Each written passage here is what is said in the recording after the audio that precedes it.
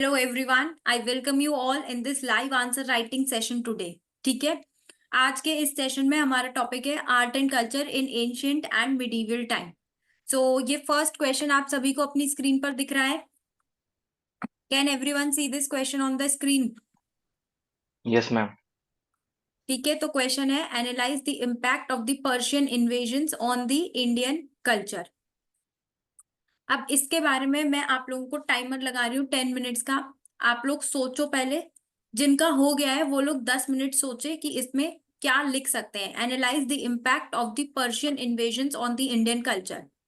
Question का meaning ये है कि जो भी पर्शियन इन्वेजन्स इंडिया पे हुए थे, ठीक है, चाहे वो अलेक्जेंडर का हो चाहे वो शाकाज का हो, तो उन इन्वेजन्स का इंडिया के कल्चर पे क्या इम्पैक्ट हुआ. मतलब इंडिया का म्यूजिक, इंडिया का डांस स्टाइल, इंडिया का फूड, ये सब इन चीजों से कैसे इम्पैक्ट हुए.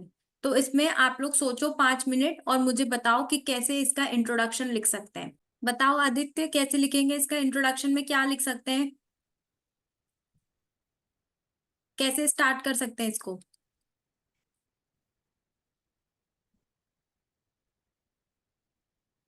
हेलो.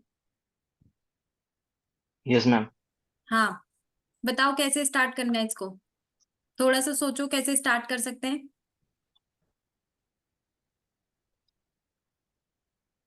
चलो कोई नहीं, मैं बताती हूँ, सुनो.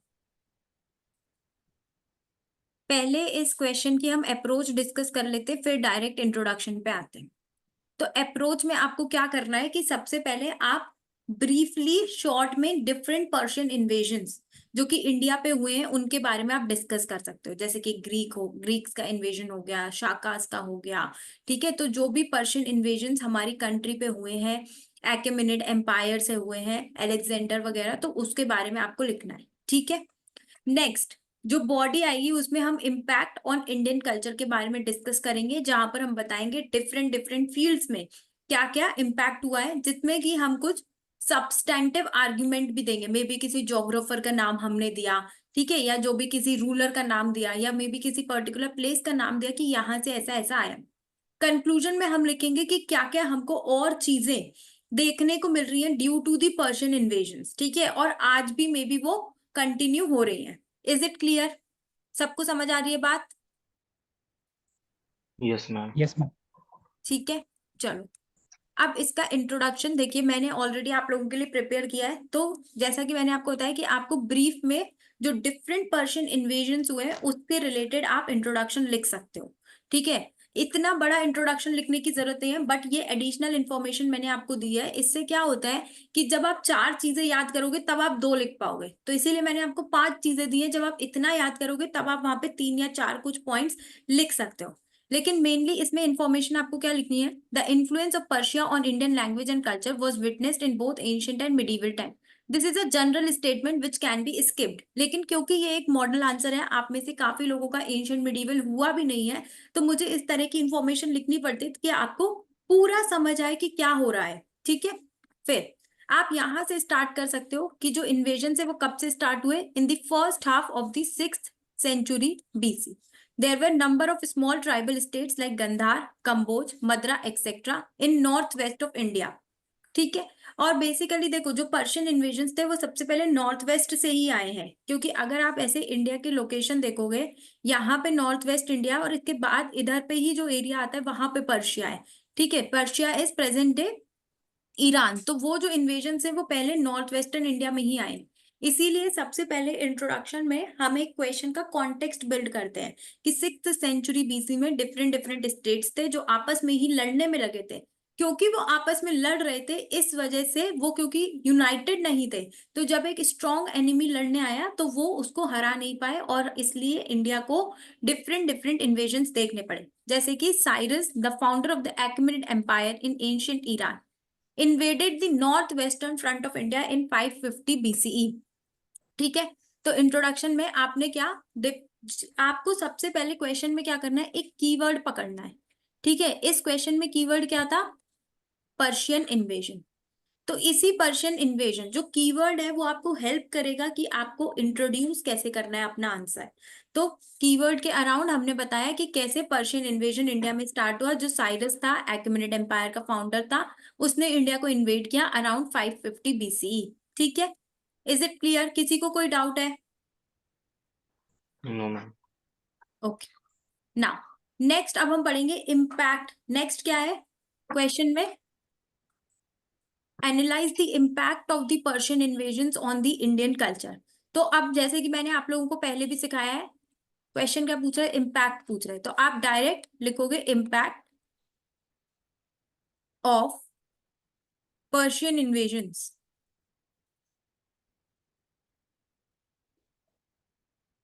On Indian culture.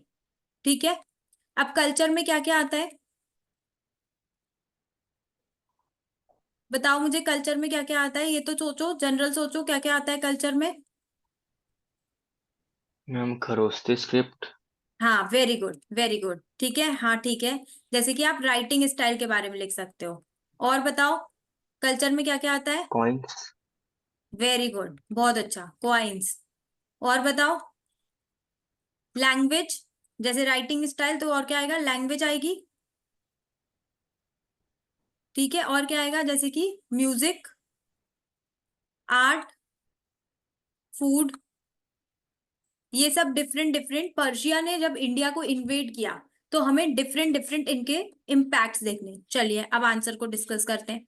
तो यहाँ पर सबसे पहले पॉइंट क्या है? ट्रेड एंड, इसमें देखो क्या होता है कि कभी अगर कोई क्वेश्चन पूछा गया है, ठीक है, सपोज करो 15 मार्क्स का क्वेश्चन है, आपको नहीं समझ आ रहा है मे बी कि इस इतना वर्ड्स इसमें नहीं लिख सकते हैं मे बी, ठीक है, और आपको कोई और डायमेंशन ओपन अप करना है, तो वहां पर आप ये भी लिख सकते हो कि पर्शियन इन्वेजन हुए कैसे कैसे, ठीक है, या क्या फैक्टर्स थे जिसकी वजह से पर्शियन इन्वेजन हुए। For example, trade and commerce between Persia and India. The Persian rule in north western India lasted nearly for 2 centuries। It is believe that naval expedition of Scylax encourage trade and commerce, और जिसकी वजह से हमको क्या मिले? Coins. ठीक है, तो हमको पर्शिया से यहाँ पर जो कॉइन्स आए, तो इंडिया में भी जो कॉइनेज था वो काफी इन्फ्लुएंस हुआ पर्शियन कॉइन्स से। Is it clear? ठीक है, समझ आ रही है बात? Yes ma'am.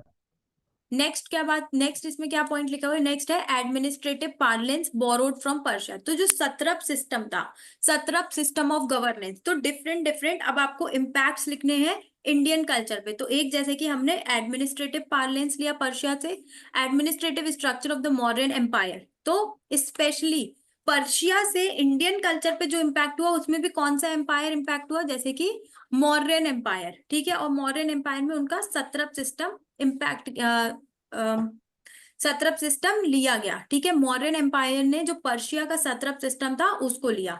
नेक्स्ट क्या है? Kharosthi writing style. Kharosthi writing style कहाँ पे प्रैक्टिस होती थी? पर्शिया में प्रैक्टिस होती थी। जब वहां के लोगों ने हमको इन्वेड किया इंडिया के कुछ पार्ट्स को, तो हमने भी उस राइटिंग स्टाइल को यूज करना स्टार्ट कर दिया। फिर इसमें एक और बताया गया कि it was derive from the, अब देखो मैं आपको बताऊं, आप जब आंसर्स लिखोगे, this is, hello, this is just a model answer. आपको इतने लंबे लंबे पॉइंट्स नहीं लिखने हैं। ठीक है, मैं बस आपको कुछ पॉइंट्स बता रही हूँ, उनकी डिटेल्स भी बता रही हूँ, थोड़े एक्स्ट्रा पॉइंट्स बता रही हूँ।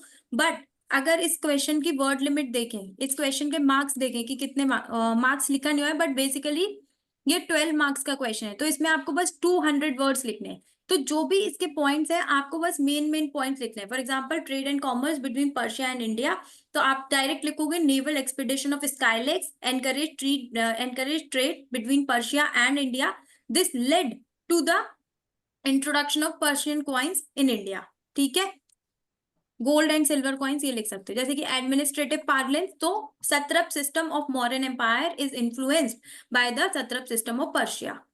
ऐसे लिखना है आपको डायरेक्ट। खरोष्टी राइटिंग स्टाइल में बस new style Kharosthi was included in the Indian culture. जरूरी नहीं है कि आप अरेमिक स्क्रिप्ट वाला पॉइंट लिखो ही। Modern architecture. Persian influence may also be traced in the preamble of Ashokan edicts. The monolithic pillar edicts of Ashoka with their bell-shaped capitals have similarity with the victory pillars of Achaemenid emperors. ठीक है, तो यहाँ पर हमने culture में क्या क्या बातें की हैं, जैसे कि क्वाइंस हो गए, आर्किटेक्चर हो गया, एडमिनिस्ट्रेटिव सिस्टम हो गया। तो अब आर्किटेक्चर में अगेन अशोका के एडिक्ट्स उससे इंस्पायर्ड थे। अब यहाँ आर्ट एंड कल्चर में मैं आपको स्पेसिफिकली बताऊंगी कि अगर आप थोड़ी बहुत ड्राइंग कर दोगे तो ये आपके बेनिफिट में है, आपका जो कॉपी है वो थोड़ी इंटरेस्टिंग बन जाएगी। तो यहाँ पर अगर आप सिंपली, ऐसा नहीं कह रही हूं मैं कि आपकी बहुत अच्छी ड्राइंग होनी चाहिए, एक बहुत ही सिंपल डायग्राम आप अशोका के बेल शेप्ड कैपिटल का बना दोगे, दैट विल बी सफिशिएंट। ठीक है। देन इस्लामिक, जैसे इस्लामिक आर्किटेक्चर में आप थोड़ा बहुत डोम्स बना दोगे, डोम्स बनाना बहुत इजी होता है। अगर आप, एक मिनट, ऐसे भी बना दोगे so that will be fine. Art and culture में थोड़ा बहुत ड्राइंग वगैरह बनाओगे तो आपको एक्स्ट्रा वैल्यू एडिशन रहेगा, आपका एड ऑन रहेगा, आपकी कॉपी बाकी लोगों से अलग दिखेगी। देन इस्लामिक आर्किटेक्चर, इसमें और इसमें एक और चीज भी है, जैसे कि अगर आपको अपने आंसर को थोड़ा मोनोटनी ब्रेक करनी है, इसका आपको सिर्फ कंटेंट कंटेंट बहुत ज्यादा हो रहा है, तो आप यहाँ पे फ्लो चार्ट भी यूज कर सकते हो।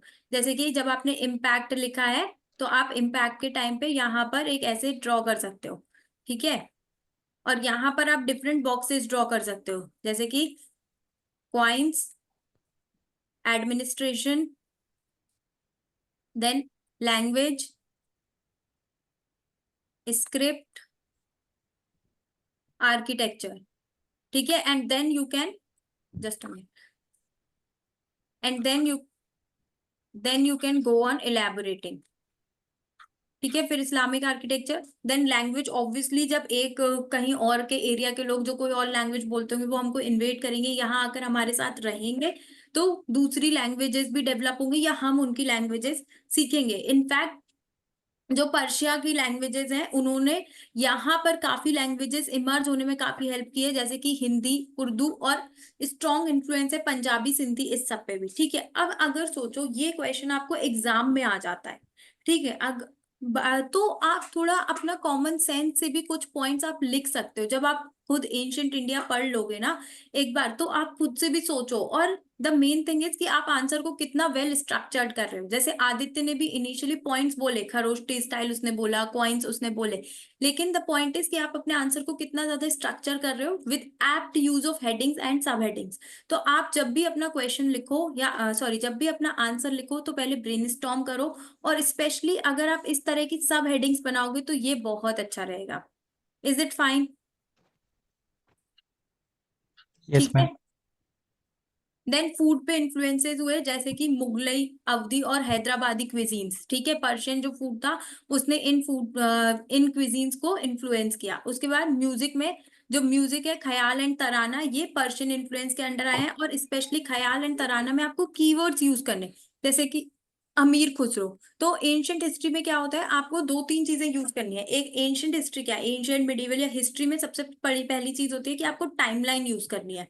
ठीक है। किसी भी चीज की कि कौन से टाइम पीरियड में हुआ। फिर एंशियंट और मिडिवल में स्पेशली अगर आप कोई बुक्स लिख सकते हो, अगर आप कोई जो भी ट्रैवलर उस टाइम पे आया है, कोई रूलर है, और या फिर कोई जैसे कि ये पोएट है अमीर खुसरो, तो इस तरह के नेम्स आपको लिखने हैं। सो देयर आर, आपने हमेशा, आप लोग मुझसे सेशन में भी पूछते हो कि हर उसके आंसर के कुछ कीवर्ड्स होते हैं, तो कीवर्ड्स यही सब होते हैं।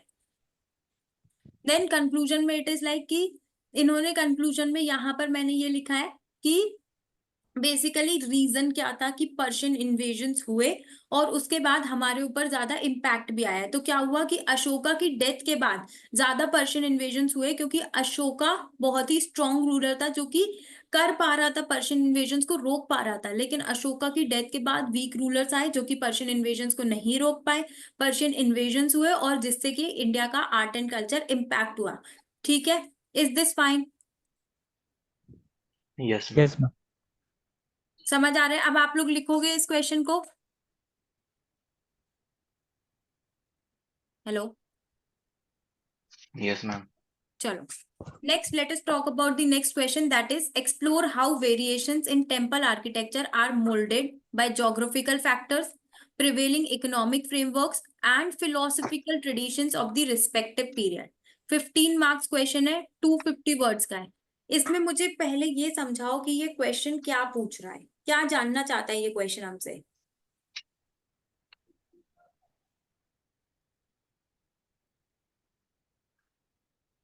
बताओ आदित्य, बताओ क्या पूछ रहा है। अर्का प्रभा आप भी बता सकते हो, दिस इज सिंपल इंग्लिश। क्या बोलना चाह रहा है क्वेश्चन? हाँ मैम। हम्म।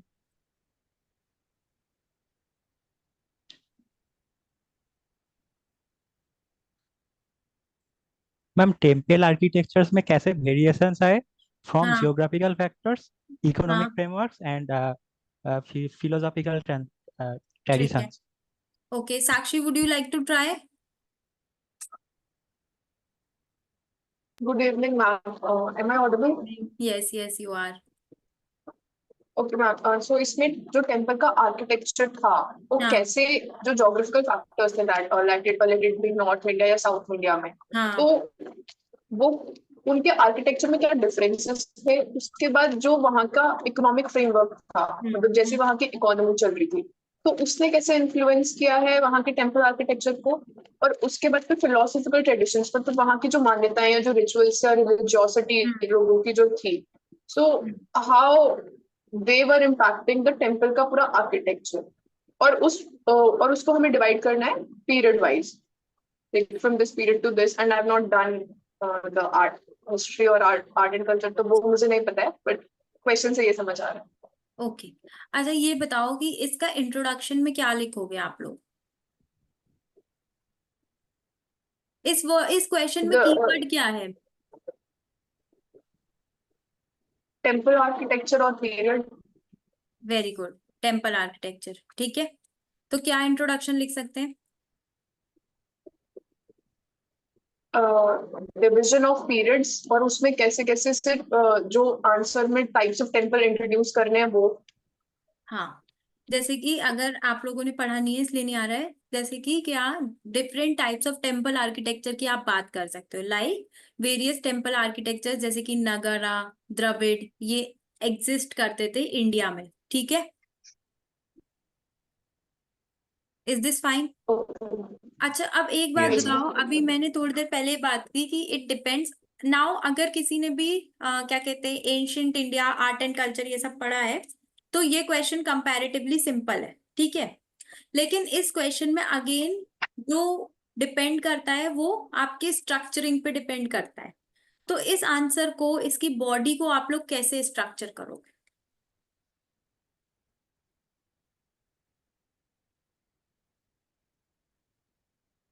ओके सुनो देखो क्वेश्चन को ब्रेक किया करो explore how variations in temple architecture are moulded by geographical factors economic frameworks philosophical traditions ठीक है तो मैं सिंपल पहले इंट्रोडक्शन में मैंने टेम्पल आर्किटेक्चर के बारे में कुछ लिखा ठीक है या तो मैं नगर द्रविड़ के बारे में बता दूंगी या मैं ये बता दूंगी कि टेम्पल आर्किटेक्चर टेम्पल्स वगैरह इंपॉर्टेंस बता दूंगी बनने कैसे स्टार्ट हुए कौन से रूलर का ज्यादा इंपॉर्टेंट रोल था ये आप बता सकते हो बॉडी में आपको बात करनी है जैसे कि आप एक ट्राइंगल भी बना सकते हो चाहो तो कि ज्योग्राफिकल फैक्टर्स का क्या रोल है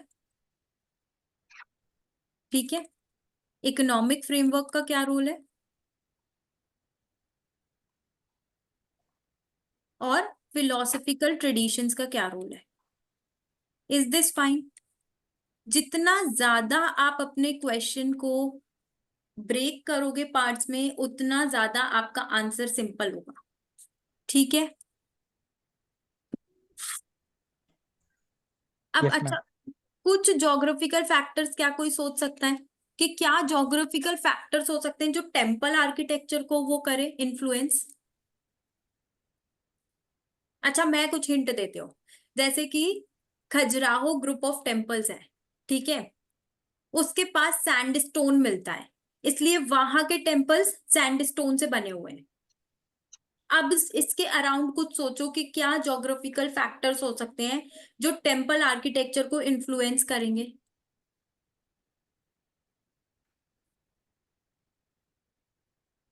सबसे सिंगल स्टोन स्ट्रक्चर टेम्पल्स होते हैं तो इसमें मतलब ज्योग्राफिकल राजस्थान फैक्टर मतलब क्या है जैसे कि एनक्रेव्ड मतलब एक ही स्टोन से पूरा स्ट्रक्चर हाँ एनक्रेव हो गया ठीक है लाइक उड़ीसा में विजिबल बट नॉर्थ में हमें वैसे नहीं मिलता है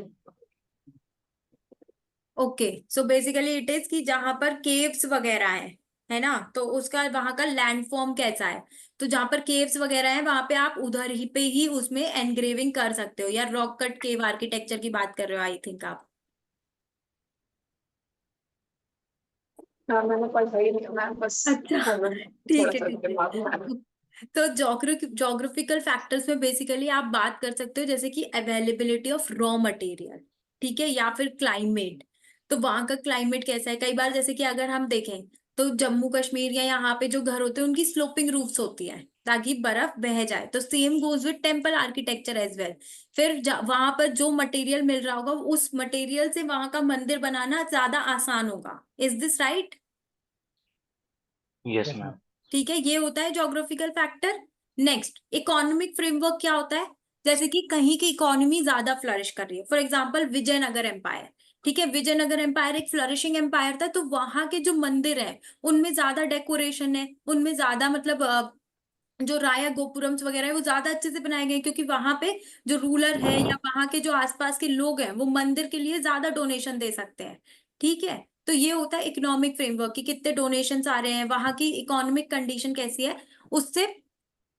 और कहीं पे सपोज करो कहीं के लोगों के पास जहाँ का मे बी जो एम्पायर है वो ज्यादा, उन लोगों के पास पैसे नहीं है, तो वहां का जो टेम्पल होगा वो सिंपल सा टेम्पल बनाएंगे वो लोग। एम आई राइट? Yes ma'am. हाँ मैम। ठीक है, तो ये चीजें देखो, ऐसा नहीं है कि ये चीजें मालूम ही होनी चाहिए। ऑब्वियसली एक अच्छा यूपीएससी का आंसर लिखने के लिए आपको मालूम होना चाहिए, लेकिन ये कुछ चीजें हैं जो पॉइंट्स आपको खुद से ही सोचने होंगे। इसके आगे जो आर्ट एंड कल्चर की नॉलेज है, जो एग्जाम्पल्स हैं, वो आपको पढ़ने से ही आएंगे। लेकिन ये वाली जो चीजें, इसके लिए आपको अपनी ब्रेनस्टॉर्मिंग करनी पड़ेगी। नेक्स्ट है फिलोसफिकल ट्रेडिशन। तो फिलोसफिकल ट्रेडिशन जैसे कि influence of Buddhism, Hinduism. Buddhism का जैसे कि कौन से टेम्पल में बुद्धिस्ट इन्फ्लुएंस मिल रहा है, कहाँ पे इस्लामिक इन्फ्लुएंस मिल रहा है, हिंदुइज्म का फिलोसफी का इन्फ्लुएंस है। Is this fine? समझ आ रही हाँ है मैम। बात? Yes ma'am. ठीक है, तो यहाँ पे इसकी अप्रोच देखते हैं। टेम्पल आर्किटेक्चर इंट्रोडक्शन में लिखना है, फिर हमें ब्रेक करना है क्वेश्चन को कि ज्योग्राफिकल फैक्टर्स, इकोनॉमिक फ्रेमवर्क और फिलोसफिकल ट्रेडिशन से कैसे हो रहा है। देन कंक्लूजन में हम लिख सकते हैं impact of diversity of temple architecture, या फिर हम कंक्लूजन में डिफरेंट टाइप्स ऑफ टेम्पल्स जो इंडिया में एग्जिस्ट कर रहे हैं, जो कि एंशियंट और मिडिवल टाइम में बने थे, उनके बारे में लिख सकते हैं। जैसे कि होयसाला ग्रुप ऑफ टेम्पल्स हो गया, बृहदेश्वरा टेम्पल हो गया, खजुराहो ग्रुप ऑफ टेम्पल्स हो गए। यहाँ पे देखो अगेन, अगर आपको अपनी स्पेस सेव करनी है, मोनोटनी ब्रेक करनी है, फ्लो चार्ट्स का जो आप लोग बहुत ज्यादा कहते हो, तो इसमें आई वुड सजेस्ट कि, या मे बी यहाँ पर अगर कुछ यहाँ पर भी वैसे यही वाला ज्यादा सुटेबल रहेगा। जैसे तीन चीजें हैं, एक है ज्योग्राफिकल फैक्टर, एक है इकोनॉमिक फ्रेमवर्क, और एक है फिलोसफिकल ट्रेडिशन। तो जो भी ज्योग्राफिकल फैक्टर है वो आप यहाँ पे लिखोगे, उसके बाद आप उसके पॉइंट्स भी इलेबोरेट कर सकते हो, जैसे कि availability of raw material, climate, फिर इकोनॉमिक फ्रेमवर्क में religious donations, and again in philosophical traditions, और उसके बाद आप नीचे बता सकते हो। तो यहाँ पे इंट्रोडक्शन में मैंने बता दिया है कि इंडिया का जो टेम्पल आर्किटेक्चर है वो डिफरेंट स्टाइल्स में डिवाइड कर सकते हैं, जैसे कि नगर, द्रविड़ एंड वेसारा। नगर होता है जो कि नॉर्थ इंडिया के टेम्पल आर्किटेक्चर है, द्रविड़ होता है जो कि साउथ इंडिया का टेम्पल आर्किटेक्चर है, और वेसारा इन दोनों का मिक्स होता है। ठीक है, इसका एक एग्जांपल है जैसे कि होयसाला ग्रुप ऑफ टेम्पल्स। अब इसमें मैंने ऐड कर दिया, ये वेरिएशन मल्टीपल फैक्टर्स पे डिपेंड होता है, जैसा कि क्वेश्चन में दिया हुआ है। Is this fine? हाँ मैम। मैम टेम्पल्स और हम्म, मैम बोलो। टेम्पल्स और मुगल्स का तो कोई लिंक नहीं बनता है। ठीक है, हाँ, तो मैंने कब बोला कि मैम टेम्पल? मुगल्स का तो मस्जिद, और टेम्पल में मैम मुगल कहाँ से आ गए? तो मुगल्स की कब बात की मैंने?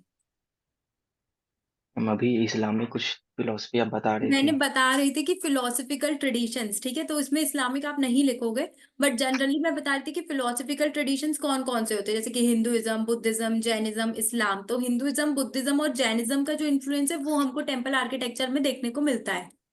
Is this fine? Yes ma'am. ठीक है, यस मैम।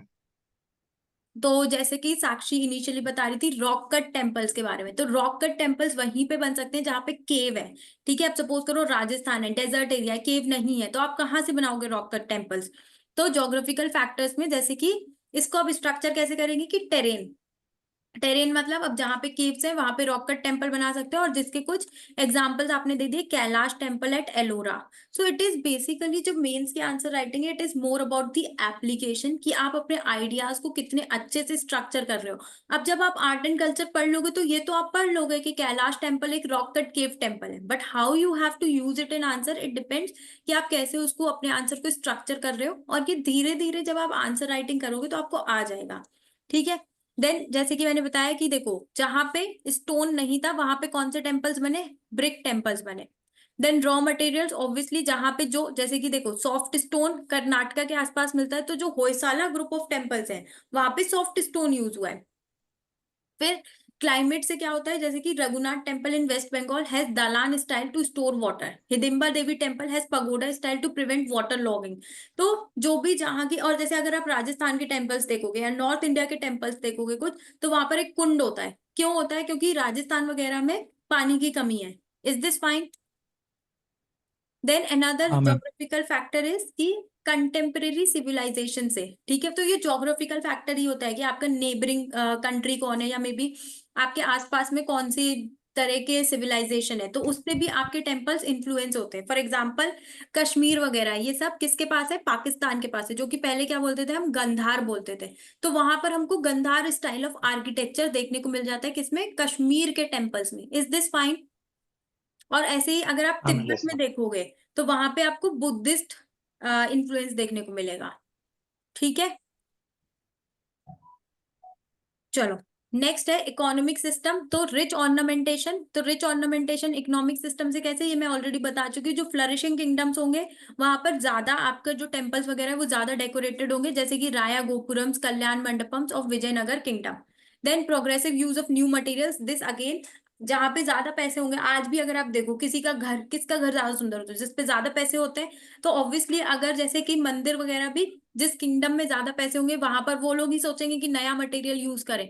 अगर आपने मे बी जिसने भी मिडिवल इंडिया कवर किया है या आगे जब आप कवर करोगे तो आप देखोगे कि जो दिल्ली सल्तनत में जब उनके पास कम पैसे थे तो वो लोग एक नॉर्मल स्टोन यूज करते थे, लेकिन क्योंकि मुगल एम्पायर आया, इनका काफी फ्लरिशिंग किंगडम था, इसीलिए ये लोग इतना ज्यादा इन्वेस्ट कर पाए आर्किटेक्चर वगैरह में। तो सेम जब हम टेम्पल आर्किटेक्चर की बात करें तब भी यही होगा।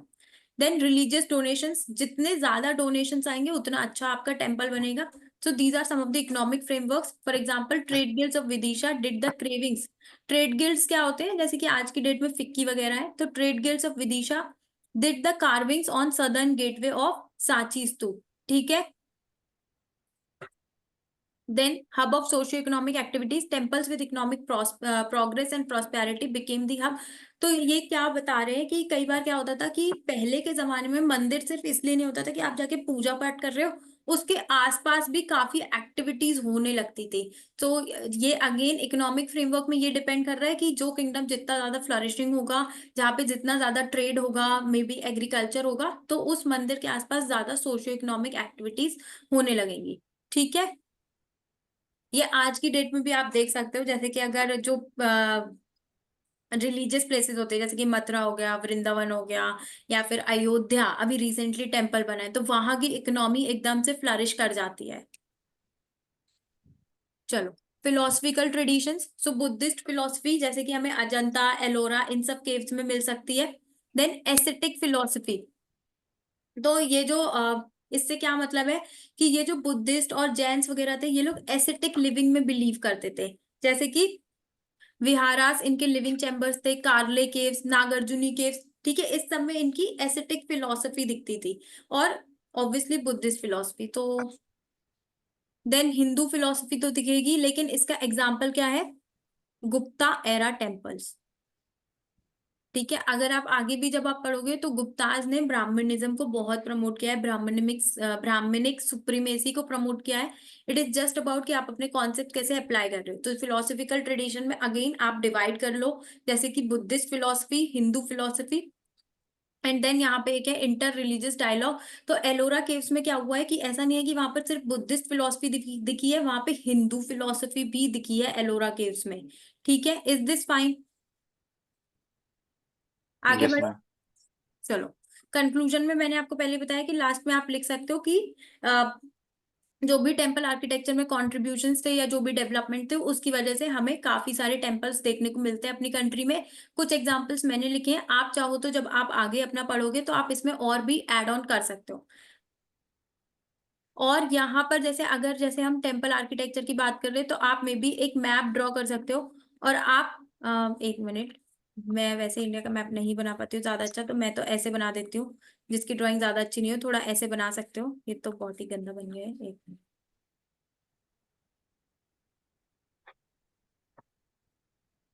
ठीक है, तो आप इसमें जैसे कि जो खजुराहो ग्रुप ऑफ टेम्पल्स है वो समवेयर ऐसे मध्य प्रदेश में है, खजुराहो में नॉर्थ इंडिया में आ जाएंगे। Hoysala group of temples Karnataka में है, देन बृहदेश्वरा टेम्पल इधर पे है, तो आप थोड़ा मैप से भी डिफरेंट टेम्पल्स दिखा सकते हो। Is this fine? चलो then state the salient features of the भक्ति movement in the ma'am medieval. Yes. मेरा क्वेश्चन है हम्म। मैम। मैम जो प्रीवियस क्वेश्चन था उनमें हम बॉडी को 3 पार्ट में डिवाइड किया हम्म। मैम। तो मैम सपोज दैट मैं सोच रहा हूँ कि मैं इन्हें पार्ट्स में डिवाइड करूंगा, जिसमें मैम मैम नंबर्स तो है 15। तो मैम 15 को मैं यहाँ पे कैसे ब्रेक कर रहा हूँ मैम? ये मैं ओके, मतलब आप कह रहे हो कि मतलब बॉडी में कितने मार्क्स हाँ अलॉट हाँ मैम, होंगे हाँ इंट्रोडक्शन में और कंक्लूजन में? हाँ मैम, हाँ बताओ। हाँ मैम। मैम इंट्रो और कंक्लूजन में मैम सपोज मैंने समझ लिया कि 2+2 है, हम्म। तो मैम रह जाता है 11 मार्क्स में। मैम 11 को मैं 3 पार्ट्स में कैसे सोचूंगा? 11 में तो यही। फिर 11 में जो आपका होगा वो आपका इक्वली ही डिवाइड करना है आपको। जैसे आप तीन तीन पॉइंट सब में लिख सकते हो, ज्योग्राफिकल फैक्टर्स, हाँ इकोनॉमिक फ्रेमवर्क और हाँ। Philosophical tradition. Okay ma'am, okay ma'am.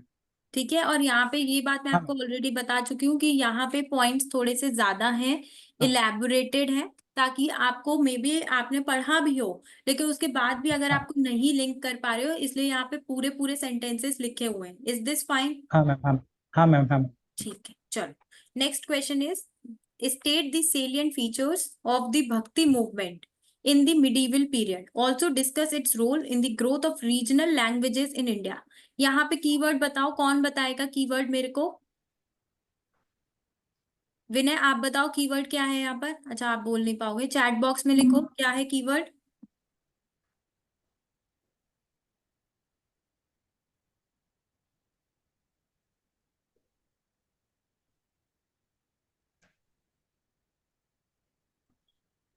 भक्ति movement, yes. So the keyword is भक्ति मूवमेंट। ठीक है, रीजनल लैंग्वेजेस भी हो सकता है बट मोर इम्पोर्टेंट इज भक्ति मूवमेंट, ज्यादा अच्छा कीवर्ड है यहाँ पर। ठीक है, और ज्यादा एम्फेसिस है। तो इंट्रोडक्शन कैसे लिखेंगे इसका, कैसे स्टार्ट करेंगे इसको बताओ। What will you right in the introduction? Aditya बताओ क्या लिखेंगे इंट्रोडक्शन में। मैम भक्ति मूवमेंट तो मेरा पढ़ा हुआ नहीं है। ठीक है, पर अभी मैंने क्वेश्चन की अप्रोच तो बताई है ना, तो ये बताओ कि कैसे इंट्रोडक्शन लिखेंगे। मैं ये नहीं कह रही कि आप भक्ति मूवमेंट के बारे में बताओ, आप बस ये बताओ कि इंट्रोडक्शन में लिखोगे क्या।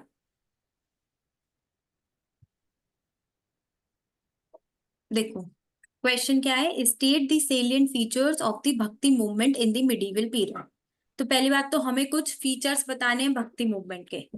नेक्स्ट है उसका role in the growth of regional languages in India. ठीक है, तो क्या कंट्रीब्यूशन है रीजनल लैंग्वेजेस जैसे कि मराठी, गुजराती, पंजाबी, इस सब के डेवलपमेंट में भक्ति मूवमेंट का क्या कंट्रीब्यूशन है। तो इंट्रोडक्शन में हमें क्या लिखना है, सिंपल हमें भक्ति मूवमेंट के बारे में लिखना है। ठीक है, बस इतनी सी बात कहनी थी कि इंट्रोडक्शन में you have to write briefly about the भक्ति मूवमेंट। अब ब्रीफली इसका मतलब क्या है, आप लिख सकते हो कि भक्ति मूवमेंट में डिफरेंट डिफरेंट सेंट्स कौन से थे, या भक्ति मूवमेंट का टाइम पीरियड क्या था, जैसे कि basically it was from 7th to 12th century. फिर डिफरेंट सेंट्स जैसे कि कबीर, गुरु नानक, चैतन्य, इन सबके अंडर भक्ति मूवमेंट स्टार्ट हुआ। Is this fine? ठीक है, सबको समझ आ यस मैम। गया इंट्रोड्यूस कैसे करना है। चलो अब इसकी मैं अप्रोच बता देती हूँ। इंट्रोडक्शन में आपको एक ब्रीफ ओवरव्यू लिखना है भक्ति मूवमेंट का, फिर हम सेलिएंट फीचर्स लिखेंगे, फिर हम बताएंगे कि उसका रोल क्या था रिलीजियस लैंग्वेजेस में, और हम कंक्लूड करेंगे कि कैसे भक्ति मूवमेंट की वजह से डिफरेंट डिफरेंट लैंग्वेजेस डेवलप हो पाई, इंडिया में लिंग्विस्टिक डाइवर्सिटी आई, that all we can conclude. ठीक है, चलिए अब आंसर देखते हैं। Bhakti movement important landmark in the cultural history of medieval India. ठीक है, ये इंपॉर्टेंट नहीं है, आप ऐसा मत लिखो। It marked a silent revolution in society, brought about a multiple streams of socio religious reformers, saints and devotional poets. This is also not needed, you just directly start bhakti movement developed in South India between 7th and 12th century and gradually spread to North India। ये दो उसमें classified है जैसे कि सगुन और निर्गुण। सगुन का क्या मतलब होता है, जहां पर आप स्पेसिफिक डाइटीज की वर्शिप कर रहे हो, जैसे कि शिवा, विष्णु एक्सेट्रा। और निर्गुण कि आप बिना ऐसे कोई सामने मूर्ति नहीं रखी है, ठीक है। सगुन का मतलब होता है कि आप मूर्ति पूजा कर रहे हो, एंड निर्गुण का मतलब होता है मूर्ति पूजा नहीं है, जैसे कि इस्लाम हो गया, सिखिज्म हो गया, ये सब निर्गुण ट्रेडिशंस है, ठीक है। और हिंदुइज्म सगुण ट्रेडिशन है। अब बॉडी में सबसे पहले आपको सेलिएंट फीचर्स ऑफ द भक्ति मूवमेंट लिखने हैं। तो सेलिएंट फीचर्स इसके क्या कहते हैं, जैसे कि जेंडर इक्वालिटी पे एम्फेसिस दे रहे थे, फिर गॉड। और अब इसको अगेन आप डिफरेंट डिफरेंट हेडिंग्स में आपको डिवाइड करना होगा। जैसे कि सबसे पहले इन्होंने क्या सब हेडिंग दी है, relationship between God and followers. तो इन्होंने बताया जैसे कि पहले के टाइम पे क्या मान्यता थी कि आप भगवान को ऐसे नहीं करोगे तो आपको वो पनिश कर देंगे। तो यहाँ पे उन्होंने बताया कि भगवान और भक्त के बीच में क्या रिलेशन है, एक लविंग बॉन्ड होना चाहिए। जैसे कि मीराबाई है, मीराबाई वॉज ऑल्सो अ भक्ति मूवमेंट सेंट, ठीक है। तो ये क्या बता रहे हैं कि गॉड और उनके फॉलोअर्स के बीच में कैसा रिलेशन है, एक लविंग बॉन्ड है। Next, diverse background. तो ये हमें सेलिएंट फीचर्स लिखने। सेलिएंट फीचर्स मतलब कुछ कुछ जो भी उसकी स्पेशलिटीज हैं, कि क्या जो भक्ति सेंट्स थे वो डाइवर्स बैकग्राउंड से आए, क्या उनकी फिलॉसफी थी, क्या उनके आइडियाज थे, ठीक है। जैसे कि वो लोग इक्वालिटी की बात करते थे, जेंडर इक्वालिटी की बात करते थे, टॉलरेंस की बात करते थे, पीस, हार्मनी। तो इन उस पे आपको लिखना है, इन फॉर्मेट पे आपको लिखना है। जैसे कि जरूरी नहीं है कि आप ये पॉइंट्स लिखो, हो सकता है आप ऐसे भी लिख सकते हो सेलिएंट फीचर्स में क्या उनका ऑब्जेक्टिव था, ठीक है, मेंबरशिप उनकी कहाँ से आ रही थी, क्या उनकी फिलॉसफी थी। Is this fine? Then diverse yes background, ma'am. तो जो भक्ति सेंट्स थे वो हर बैकग्राउंड से थे, ब्राह्मण्स थे, लोअर कास्ट थे, आर्टिसंस थे, वीवर्स थे। जैसे कि कबीर वीवर थे, वीवर कास्ट से आते थे। देन इसमें पार्टिसिपेशन ऑफ विमेन था। पार्टिसिपेशन ऑफ विमेन जब आप लिखोगे तो उसमें आप एग्जाम्पल लिखो, जैसे कि अंडल हो गई, मीराबाई हो गई, लाल देद हो गए, these were some of the women saints. Then मैंने इक्वालिटी पे आपको बताया। Then they also focused on gender and social reform. Social reform जैसे कि अनटचेबिलिटी, ये सब नहीं, female infanticide, sati. Then next is that they also bridged the gulf between Hindu and Islamic traditions. So Bhakti saints like Kabir and Guru Nanak drew their ideas from Hindu and Islamic traditions, और इन्होंने बोला कि आप Hindu Muslim unity पे emphasise करो। अब जरूरी नहीं है कि आप बिल्कुल सेम पॉइंट लिखो, you can also right Hindu Muslim unity, and then you can write Kabir and Guru Nanak emphasized upon Hindu Muslim unity. It is just कि भक्ति मूवमेंट के बारे में पूछा गया है तो आपको उसकी टाइम पीरियड पता होना चाहिए, आपको उसका एरिया पता होना चाहिए, आपको उसके सेंट्स पता होने चाहिए। देन इन्होंने काफी डिफरेंट मीडियम्स यूज किए to connect with God through mediums of poetry, song, dance and kirtans, ठीक है। Is this fine? इसमें किसी को कोई प्रॉब्लम है? No ma'am. Then they also talked about complete surrender to God. इन्होंने एम्फेसाइज किया कि आप जो भी सुप्रीम बीइंग है उसको कंप्लीट सरेंडर कर दो। And they also advocated the need of a Guru for attaining salvation, ठीक है। अल्टीमेटली लोग ये सब क्यों करते हैं, मोक्ष पाने के लिए। तो इन्होंने बोला कि आपको एक गुरु की जरूरत है ताकि आपको सेल्वेशन मिले। So these are some of the salient features of the भक्ति मूवमेंट, ठीक है। तो क्वेश्चन के दो पार्ट थे, एक पार्ट था salient features, next part is role of भक्ति movement in promotion of local languages. तो अब हम उसको एड्रेस करेंगे। द भक्ति movement promoted the growth of vernacular languages and literature in different parts of the country in the. आपको एक चीज दिख रही है कि क्वेश्चन में सारी चीजें बिल्कुल हाईलाइटेड है कि ये चीज पूछी गई है, ये मैं लिखने जा रहा हूं, ये यहाँ पे पढ़ लो, ठीक है। नाउ तो यहाँ पे देखो, इन्होंने यहाँ पे सब हेडिंग नहीं यूज की है, बट यहाँ पे हम यूज कर सकते हैं, जैसे कि preached in vernacular language, okay. And then you can again write in points. बस इतनी हेडिंग आपने लिखी, ये एक सब हेडिंग हो गई। फिर पॉइंट्स में आप लिख दो, जैसे कि गुरु नानक ने कौन सी लैंग्वेज में प्रीच किया, कबीर ने कौन सी लैंग्वेज में प्रीच किया, चैतन्य ने कौन सी लैंग्वेज में प्रीच किया। Is this fine? देन इन्होंने एक पॉइंट बताया था, Alvars composed a collection of hymns Divya Prabandham इन तमिल। तो अब उन्होंने क्या किया, दिव्य प्रबंधम जो कि एक रिलीजियस टेक्स्ट है, उन्होंने तमिल में वो पूरा बना दिया। तो ऑब्वियसली तमिल लैंग्वेज का डेवलपमेंट हुआ ना। किसी भी लिटरेचर का डेवलपमेंट किससे होता है, अगर उसमें आपने कोई बुक लिखी हो, कोई टेक्स्ट लिख दिया हो। चलो, देन मैनी, अब इन्होंने इसके साथ साथ क्या किया, एक तो खुद के इन्होंने अपने रिलीजियस टेक्स्ट बनाए, खुद जो भी बातें कही वो इन्होंने अपनी लैंग्वेज में कही। दूसरी बात, जो भी संस्कृत वर्क्स थे, ठीक है, उसको भी इन्होंने ट्रांसलेट कर दिया वर्नाकुलर लैंग्वेज में। जैसे कि तुलसीदास ने रामायण को अवधी में लिख के ट्रांसलेट कर दिया। Is this fine? समझ आ रही है बातें? हाँ मैम। उसके अलावा इन्होंने क्या किया, इन्होंने अपने फॉलोअर्स को भी बोला कि वर्नाकुलर लैंग्वेज यूज करने में कोई शर्म की बात नहीं है, आपको अपनी वर्नाकुलर लैंग्वेज यूज करनी चाहिए, तो इन्होंने प्रमोट किया। So these were some of the things. Then last में आपको कंक्लूजन में इसमें ज्यादा कुछ नहीं लिख सकते, उन्होंने सेलिएंट फीचर पूछ लिए हैं, उन्होंने उसके वर्नाकुलर लैंग्वेज का भी पूछ लिया, तो आप सिंपल बस लिख दो कि द पॉपुलराइजेशन ऑफ भक्ति movement led to the development of various languages in the country.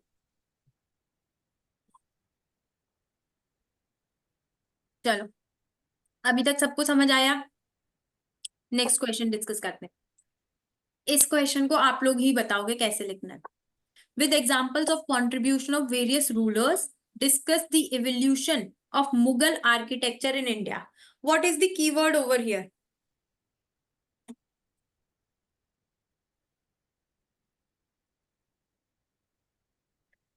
Keyword क्या है इसमें क्वेश्चन में? मुगल आर्किटेक्चर। ठीक है, वेरी गुड। यहाँ पे कीवर्ड क्या हो गया? मुगल आर्किटेक्चर।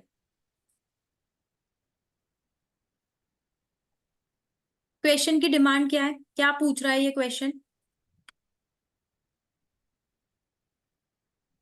मैम मुगल्स का तो कोई कंट्रीब्यूशन था नहीं इसमें। अच्छा, तुम मिडिवल इंडिया दोबारा जाके पढ़ो।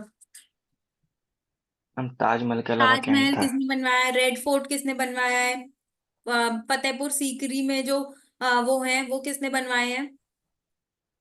ठीक है, और बाकी आप जब आर्ट एंड कल्चर पर पढ़ोगे तो और पढ़ना पड़ेगा। कश्मीर में जैसे चश्मे शाही गार्डन है, औरंगजेब ने बीबी का मकबरा बनवाया है जो कि मिनी ताजमहल कहा जाता है। ठीक है, तो ये फिर यूपीएससी स्टूडेंट को ही पता होगा आगे का। ठीक है, अच्छे से पढ़ना है। चलो, इंट्रोडक्शन कैसे लिखेंगे?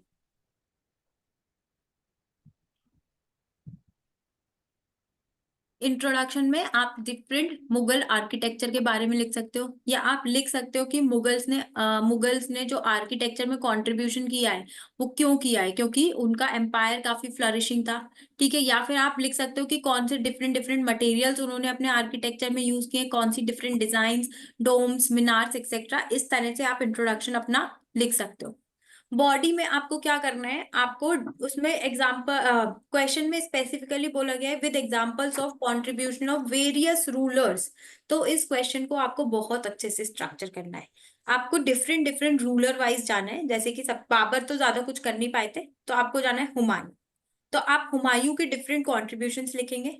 हुमायूं के बाद आप लिखेंगे अकबर के। अकबर के बाद आप लिखो जहांगीर के, फिर शाहजहां के, फिर औरंगजेब के। ठीक है, इसके बाद तो वो डिक्लाइन हो गया था मुगल एम्पायर। तो ये ऐसे करके, और तो हमने इसको डिवाइड कर दिया कि कौन कौन से रूलर्स थे और किसने क्या क्या आर्किटेक्चर में कंट्रीब्यूशन किया। Is this fine? Yes ma'am. ठीक है, चलो आगे बढ़ते हैं। सो अप्रोच में यही है कि इंडो मुस्लिम आर्किटेक्चर पे आप पहले एक शॉर्ट नोट में भी बस 30 to 40 वर्ड्स का आप इंट्रोडक्शन लिखिए, फिर डिफरेंट रूलर्स और उनके जो भी आर्किटेक्चरल कॉन्ट्रीब्यूशन थे वो लिखना है। कंक्लूजन में हम उसका इम्पैक्ट लिखेंगे कि कैसे मुगल्स ने जो भी आर्किटेक्चर में कॉन्ट्रीब्यूशन किया है उसकी वजह से हमारा आर्किटेक्चर कैसे एनरिच हो गया है।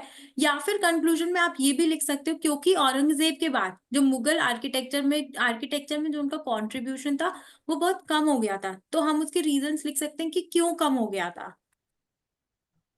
सो डिफरेंट वेज हो सकते हैं इंट्रोडक्शन और कंक्लूजन लिखने के। एक ही क्वेश्चन को हम डिफरेंट तरह से इंट्रोड्यूस कर सकते हैं, जैसे कि यहाँ पर इसमें जो मॉडल आंसर है इसमें क्या लिखा गया है कि जो मुगल्स हैं उन्होंने Indo Islamic style mostly follow किया है।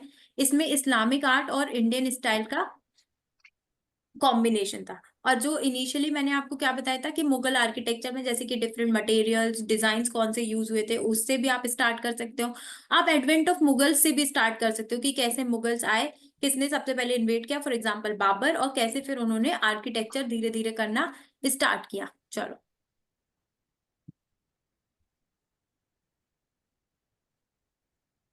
आगे बढ़ते हैं। बॉडी में मैंने आपको पहले ही बताया कि डिफरेंट रूलर्स लिखेंगे और फिर उनका जो भी आर्किटेक्चरल कंट्रीब्यूशन है उसको लिखेंगे। यहाँ पर जैसे कि ये एडिशनल लाइन है reign of Humayun which lasted up to the, इसकी जरूरत नहीं है, आप डायरेक्ट लिख सकते हो हुमायूं। ठीक है, और आप फिर लिख सकते हो तिमुरिद स्टाइल, एंड उन्होंने क्या बनवाई, एक मॉस्क बनवाई एट कच्छपुरा आगरा। इस क्वेश्चन को अगर अब आप थोड़ा और अच्छे से अगर आप सोच सकते हो तो आप क्या कर सकते हो, एक टेबल बना सकते हो, ठीक है, जहां पर आप एक साइड में रूलर लिख सकते हो और एक साइड में उसका आर्किटेक्चरल कंट्रीब्यूशन लिख सकते हो। जैसे कि आपने हुमायूं लिखा, इससे आपकी स्पेस भी सेव होगी और एग्जामिनर को कितना सिंप्लीफाई हो जाएगा, वहीं के वहीं आपने लिख दिया है, ज्यादा उसको एफर्ट भी नहीं डालना पड़ा। यहाँ पे आपने हुमायूं लिखा और यहाँ पे आपने 2 पॉइंट लिख दिए, Timurid style Kachhpura mosque. Is this fine? ठीक है, अच्छा लग रहा है, ये समझ आ रहा है? हाँ मैम। चलो नेक्स्ट, अकबर। अकबर ने भी काफी कंट्रीब्यूशन किए, जैसे कि जो वेरियस बिल्डिंग्स थी फतेहपुर सीकरी में, उसके टाइम पे कौन सा मटेरियल यूज हुआ, रेड सैंडस्टोन यूज हुआ।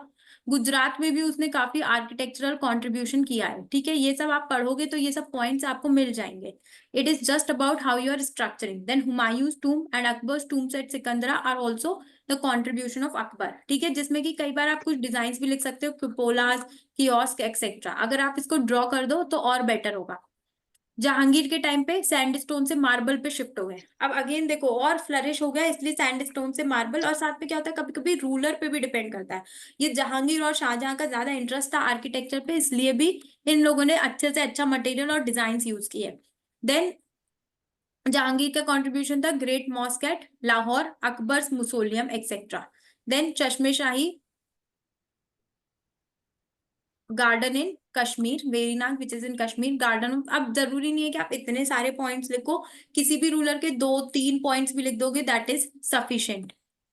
देन शाहजहां ने ऑब्वियसली, और ताजमहल तो बनवाए, रेड फोर्ट, इसके साथ साथ Shahjahanabad which is present day Chandni Chowk के आसपास का जो एरिया है उसी को शाहजहानाबाद बोलते थे, जो कि शाहजहां ने पूरा उसका डिजाइन किया था। एंड देन पीकॉक थ्रोन, ठीक है, जामा मस्जिद, मोती मस्जिद, ये डिफरेंट आप लिख सकते हो जो भी इन्होंने कंस्ट्रक्ट करा है।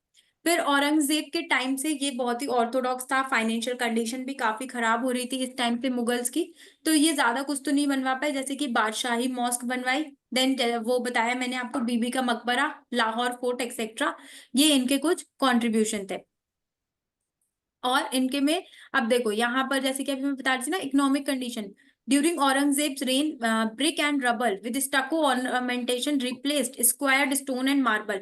तो ये जो होता है ये महंगा होता है इस ब्रिक एंड रबल से, ठीक है, तो इसके टाइम पे क्योंकि फाइनेंशियल कंडीशन कम थी, औरंगजेब का वैसे भी कोई इतना इंटरेस्ट नहीं रहता था, तो ब्रिक एंड रबल यूज होने लगा instead of marble etcetera. Okay, it is not necessary कि आप ये पूरा इतना इलेबोरेशन आप लिखो, this is just extra information that I have provided. Then Mughal architecture was remarkably symmetrical and a decorative amalgam of Persian, Turkish and Indian architecture, distinctively known for its Indo-Islamic style that developed in northern and central India under the patronage of Mughal empress। अब यहाँ पे देखो, ये सिर्फ एक model answer है, you don't have to write your answers like this, आपको अपने आंसर्स और सिंप्लीफाइड वे में लिखने हैं। तो आप ये जो चीज है आप इसको इंट्रोडक्शन में भी यूज कर सकते हो कि कब मुगल आर्किटेक्चर इंट्रोड्यूस हुआ, बिटवीन 16 to 18th सेंचुरी। यहाँ पे जैसे मैंने एक रीजन आपको बताया, एक और तरीका जो आप कंक्लूड कर सकते हो दैट इज कि you can write some of the reasons for the decline of Mughal art and architecture. Is it fine? Yes ma'am. Yes. ठीक है, आगे बढ़ते चलो। Enumerate the factors that led to the emergence and spread of Buddhism and Jainism in India around 6th century BC। Keyword क्या है यहाँ पर?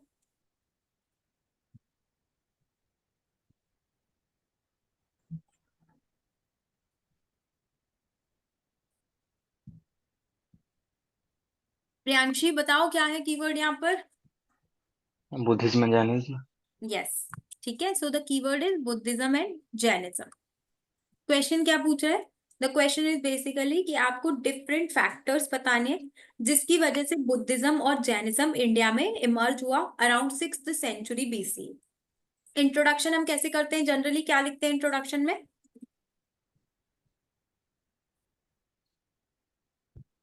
Ma'am इसके रीजंस लिख दोगे, रीजंस तो पूछे ही गए हैं।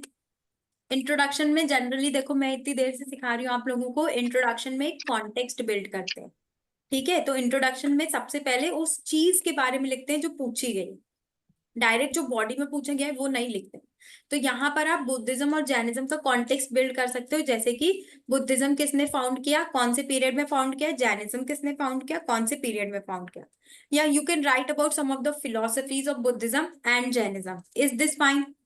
समझ आ रही है बात? Yes ma'am, yes ma'am. Then conclusion में, क्योंकि फैक्टर्स इन्होंने पूछ लिए हैं, तो कंक्लूजन में हम लिख सकते हैं उनका इम्पैक्ट, जैसे कि दोनों बुद्धिज्म और जैनिज्म ने क्या प्रमोट किया, ethical living, stressed upon equality, compassion etcetera. ठीक है, अब इसके फैक्टर्स तुम्हें याद है आदित्य, क्या फैक्टर्स थे बुद्धिज्म और जैनिज्म के इमर्ज होने के?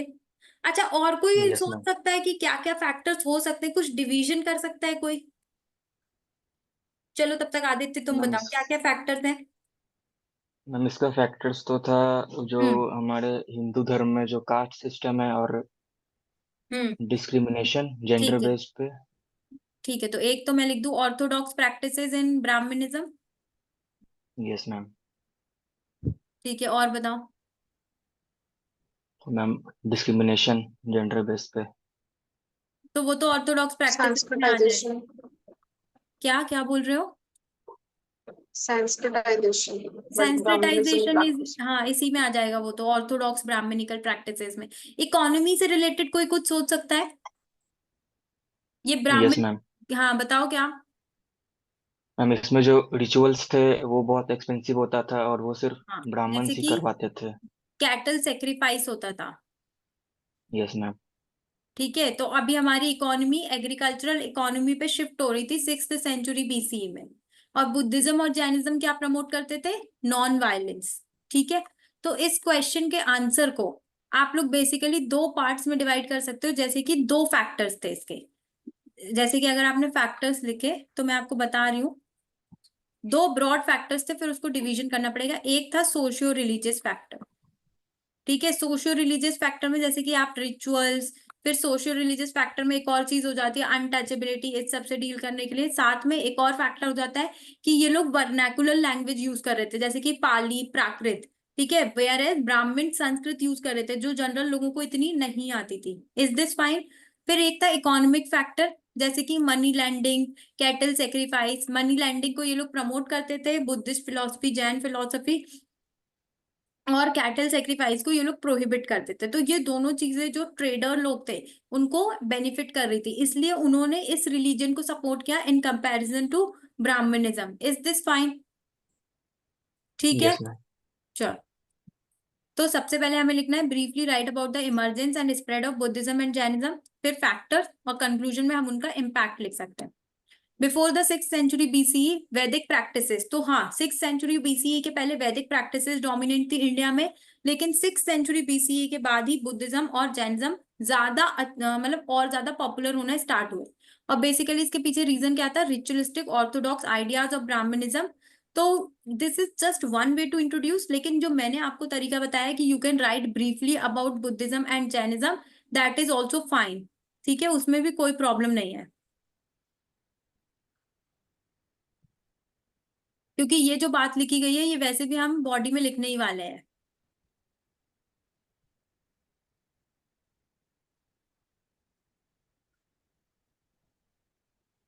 चलो, देन फैक्टर्स में एक मैंने बताया कि आपको दो पार्ट्स में उसको डिवाइड कर सकते हो, सोशियो रिलीजियस फैक्टर्स और economic factors. Socio religious factors में तो जैसे कि वर्णा सिस्टम है। ठीक है, वेयर एज ये जो ब्राह्मणिज्म था ये वर्णा सिस्टम पे एम्फेसाइज कर रहे थे, लेकिन बुद्धिज्म जैनिज्म इन्होंने इक्वालिटी पे एम्फेसाइज किया, तो लोगों का उधर ध्यान गया। फिर साथ में ये लोग जेंडर इक्वालिटी, विमेन पार्टिसिपेशन भी प्रमोट कर रहे थे। देन रिचुअल्स एंड सेरेमनीज इनकी बहुत ज्यादा एक्सपेंसिव और ऐसी होती थी जो जनरली लोअर कास्ट या जो गरीब लोग थे वो नहीं कर सकते थे ये सब, तो वो लोग जैनिज्म और बुद्धिज्म में चले गए जहां ऐसा कुछ नहीं करना था। फिर अगेन ब्राह्मणिक सुप्रीमेसी, तो ब्राह्मण लोग अपने आप को सुप्रीम मानते थे। मोनोपोलाइजेशन ऑफ वैदिक एजुकेशन एक्सेट्रा, इन लोगों को इतना ज्यादा सीखने नहीं देते थे, तो उनको जहां पर ज्यादा वो मिल रहा था, क्या बोले, जहां पर उनको ज्यादा पूछ परख हो रही थी तो वो लोग उस तरफ चले गए। फिर वर्नाकुलर लैंग्वेज मैंने आपको बता दिया। देन इकोनॉमिक फैक्टर्स, फिर इकोनॉमिक फैक्टर्स में growth of trade, so growth of trade during the period led to improvement in economic conditions of the Vaishyas. अब जो वैश्यास थे इनको ज्यादा वहां पे एक्सेप्टेबिलिटी थी नहीं ब्राह्मणिक रिलीजन में, तो इन्होंने बुद्धिज्म जैनिज्म को प्रमोट करना स्टार्ट कर दिया, तो इनकी एक्सेप्टेंस भी बढ़ गई। देन मनी लैंडिंग प्रैक्टिसेस, तो मनी लैंडिंग प्रैक्टिसेस मैंने आपको ऑलरेडी बताया वेदास में प्रोहिबिट थी, वेयरएज बुद्धिज्म जैनिज्म में ऐसा कुछ नहीं था, इसलिए उन्होंने इस रिलीजन को प्रमोट किया और एक्सेप्ट किया। फिर न्यू एग्रीकल्चरल इकोनॉमी में बेसिकली वही कैटल वाली बात की गई है। कंक्लूजन में अगेन यही बताया गया कि किस वजह से बुद्धिज्म और जैनिज्म आए, but you can also right about the impact of Buddhism and Jainism, जैसे कि मैंने बताया एथिकल लिविंग, इक्वालिटी, कंपैशन।